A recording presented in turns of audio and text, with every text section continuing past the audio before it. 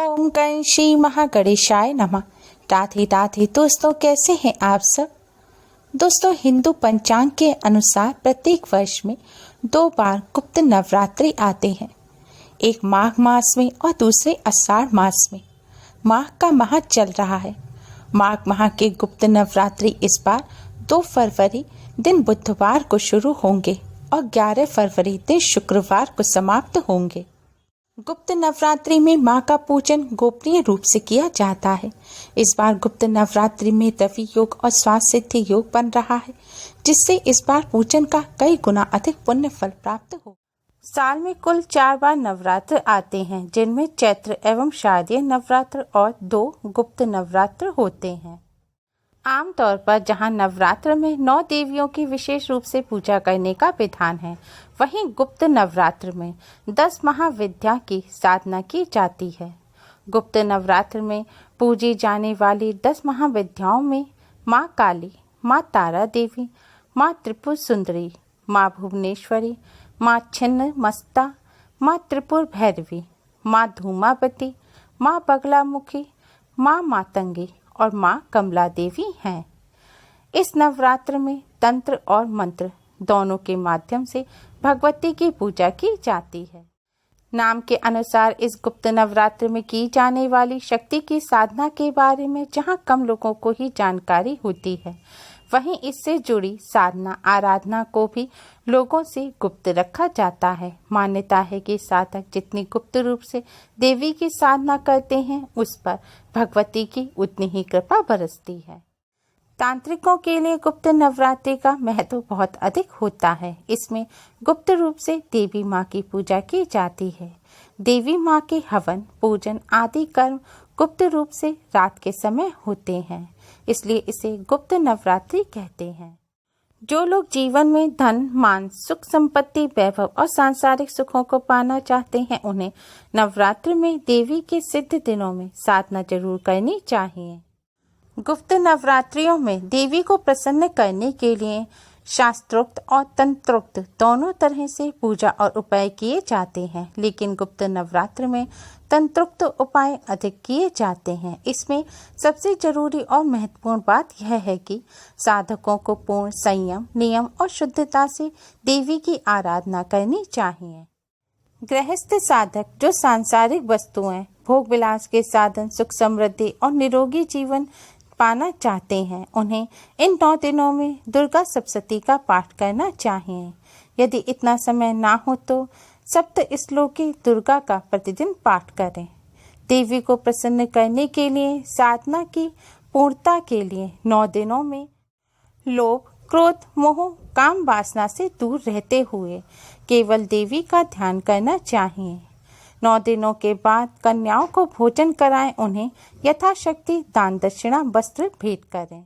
गुप्त नवरात्र में देवी भगवती के भक्त बहुत ही कठिन नियमों का पालन करके देवी की साधना करते हैं। उपवास रखकर श्लोकों और मंत्रों का जाप कर भक्त देवी के प्रति अपनी भक्ति को दर्शाते हैं। यह माना जाता है कि इस समय देवी तुरंत ही अपने भक्तों की प्रार्थना स्वीकार कर लेती हैं और उनकी इच्छाओं को पूरा करती हैं।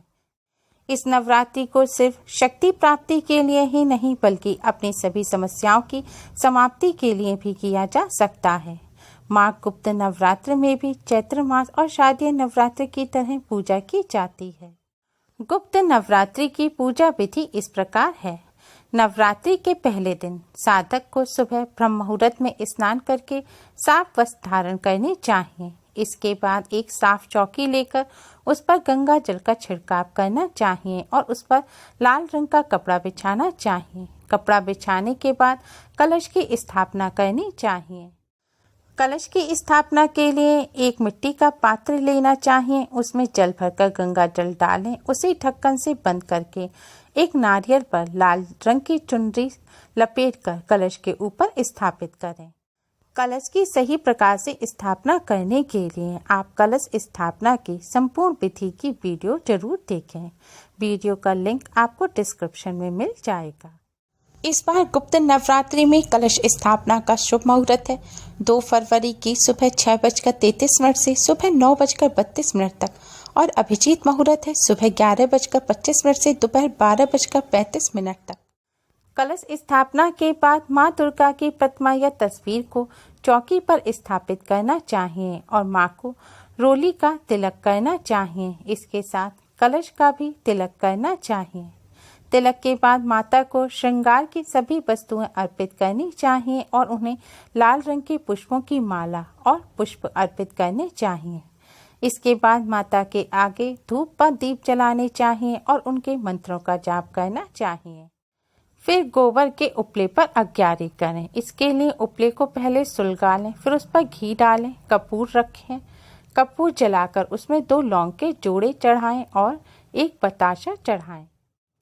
अग्यारी के बाद माँ दुर्गा की कथा सुनें और उनकी कपूर से आरती उतारें। हो सके तो दुर्गा सप्तशती का पाठ करें। इसके बाद उन्हें बताशे का भोग लगाएं और इन बताशों को प्रसाद के रूप में सभी के बीच में वितरित कर दें। इस प्रकार से माघ नवरात्रि में सुबह और शाम दोनों समय माँ दुर्गा की पूजा अर्चना करनी चाहिए। अगर आप किसी मंत्र को सिद्ध करना चाहते हैं तो नवरात्रि के पहले दिन से आप उस मंत्र का जाप करना शुरू कर दें। मान्यता है कि गुप्त नवरात्र में मंत्र बहुत ही जल्दी सिद्ध हो जाते हैं। आइए अब हम आपको बताते हैं कि माघ गुप्त नवरात्रि में कौन सी महाविद्या की पूजा कब की जाती है। पहली माघ गुप्त नवरात्र में माँ काली की पूजा की जाती है, यानी कि नवरात्र में प्रतिपदा तिथि पर माँ काली की पूजा की जाती है। दूसरी माघ गुप्त नवरात्रि पर यानी कि द्वितीया तिथि पर माँ तारा की पूजा की जाती है। तीसरी माघ गुप्त नवरात्रि पर यानी कि तृतीया तिथि पर माँ षोडशी की पूजा की जाती है। चौथी माघ गुप्त नवरात्रि पर यानी कि चतुर्थी तिथि पर माँ भुवनेश्वरी की पूजा की जाती है। पांचवी माघ गुप्त नवरात्रि पर यानी कि नवरात्र की पंचमी तिथि पर माँ भैरवी की पूजा की जाती है। छठी माघ गुप्त नवरात्रि पर यानी कि नवरात्र की षष्ठी तिथि पर माँ छिन्नमस्ता की पूजा की जाती है। सातवीं माघ गुप्त नवरात्रि पर यानी कि नवरात्र की सप्तमी तिथि पर माँ धूमावती की पूजा की जाती है। आठवीं माघ गुप्त नवरात्रि पर यानी कि नवरात्र की अष्टमी तिथि पर माँ बगलामुखी की पूजा की जाती है और नवमी माघ गुप्त नवरात्रि पर यानी कि नवरात्र की नवमी यानी कि अंतिम तिथि पर माँ मातंगी और माँ कमला की पूजा की जाती है। अगर आप गुप्त नवरात्र में दुर्गा सप्तशती का पाठ ना कर सकें या आप कोई मंत्र ना जानते हो तो आप गुप्त नवरात्र में ज़्यादा से ज़्यादा ओम ऐं ह्रीं क्लीं चामुंडाय पिछे मंत्र का जाप करें। इस मंत्र का रोजाना जाप करने से 10 महाविद्याओं की विशेष कृपा प्राप्त होती है। गुप्त नवरात्र के नियम भी शारदीय नवरात्र की तरह ही होते हैं। नवरात्रि के व्रत रखने वालों को अन्न नहीं खाना चाहिए, सरसों का तेल नहीं खाना चाहिए, बाजार के डब्बा बंद जूस वगैरह भी नहीं लेने चाहिए, हींग, जीरा, हल्दी आदि का सेवन भी नहीं करना चाहिए। व्रत रखने वालों को सादा नमक का सेवन भी नहीं करना चाहिए। व्रत में आप व्रत का नमक खा सकते हैं, साबूदाना और कूटू खा सकते हैं, सिंगाड़ी का आटा भी खा सकते हैं और सबा के चावल, आलू, दही वगैरह भी खा सकते हैं। ध्यान रखें, गुप्त नवरात्र में आप अगर व्रत नहीं भी रख पा रहे हैं और माता रानी का पूजन कर रहे हैं तो नवरात्र में आप प्याज, लहसुन, मीट, अंडा आदि का सेवन ना करें और ब्रह्मचर्य का पालन अवश्य करें। नवरात्र में झूठ नहीं बोलना चाहिए, कपट नहीं करना चाहिए, किसी की बुराई नहीं करनी चाहिए, काम, क्रोध, मत, लोभ, अहंकार आदि से दूर रहना चाहिए। नवरात्रि के आखिरी दिन कन्या पूजन अवश्य करें, कन्याओं को भोजन कराएं और उसके बाद घट का विसर्जन करें। आप चाहें तो पूरे 9 दिन के व्रत रख सकते हैं या पहला और आखिरी व्रत रख सकते हैं या फिर सप्तमी और अष्टमी 2 तिथि का भी व्रत रख सकते हैं। अगर आपके घर में किसी को कोई बुरी लत लग गई हो, आपका कोई बच्चा बिगड़ गया हो या फिर किसी का आचरण खराब हो गया हो या दुर्व्यसनों में फंस गए हो तो आपको गुप्त नवरात्रि का व्रत अवश्य ही रखना चाहिए। मान्यता है कि गुप्त नवरात्रि का व्रत रखने से और कथा सुनने से माता रानी की कृपा से व्यक्ति बुरे आचरणों को, दुर्व्यसनों को छोड़ देता है। आप यह व्रत अपने परिवार के किसी भी सदस्य के लिए कर सकते हैं। गुप्त नवरात्र में इस तरह पूजन और उपवास करके माता रानी की कृपा प्राप्त होती है और सभी परेशानियों से मुक्ति मिलती है। उम्मीद है आपको हमारी वीडियो पसंद आई होगी। प्लीज़ लाइक करें, शेयर करें। हमारी और भी वीडियोस के लिए हमारे चैनल को सब्सक्राइब करना ना भूलें। Thanks for watching. Radhe Radhe.